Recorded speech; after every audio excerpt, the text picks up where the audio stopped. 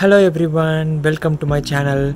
It's been a very good summer this year for us in our garden, and in this video I will show you all the harvest that we did this summer. Calgary has a very short growing season, being in zone 4E, and we were able to accomplish a lot this summer in the short growing season. When we can achieve a lot in Calgary, everyone else can do it elsewhere as well. So happy growing, and please subscribe to my channel, and if you have any questions, please comment down below. Thank you very much.